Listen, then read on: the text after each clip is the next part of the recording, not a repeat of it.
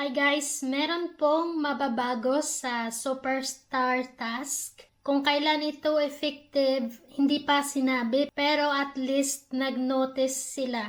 Una, yung sa ROM task po na boss, at saka yung bind relationship ay tatanggalin nila. Ang mga reward na makukuha natin mula sa task ay papalitan nila ng coins. 'Di ba sa bind, meron tayong makukuhang 300 diamonds sa first time bind sa room natin. Tatanggalin na po nila yan, papalitan na nila ng coins.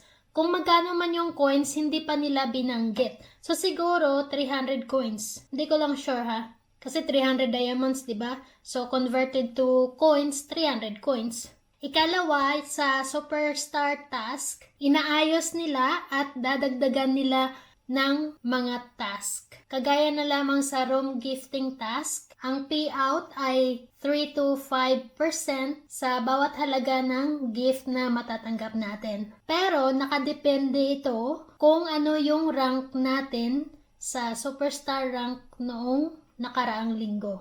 Sa numerical game task naman, ang payout ay nasa 0.3% to 0.5% ng kita sa game. Depende din ito sa ranking natin noong nakaraang linggo. At binanggit din po nila dito na ang Superstar Task ay bukas na ngayon sa lahat ng mga room host. So hindi ko siya medyo naintindihan kung applicable ba to kahit hindi ka superstar, kasi sinabi dito ang Superstar Task ay bukas na ngayon para sa lahat ng mga room host.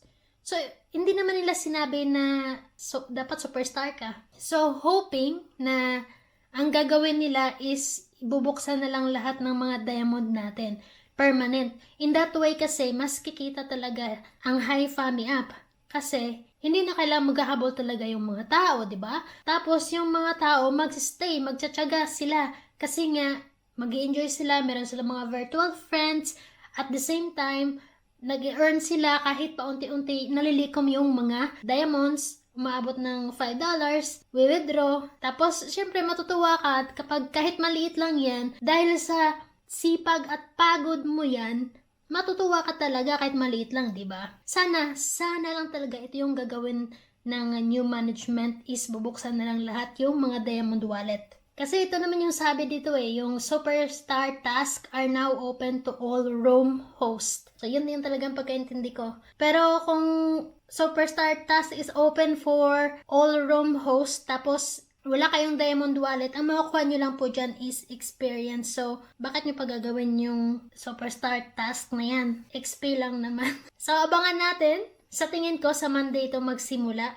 Kasi nga, usually, ura-urada yan sila mag-update So, ngayon, nagbibigay ng notice. So, sana ganito palagi yung magbibigay ng notice. So, sa mga superstar ngayon at naghabol ng diamond, maghanap na kayo ng kapalitan ng BFF band dyan. Kasi sayang din naman yung 300 diamonds.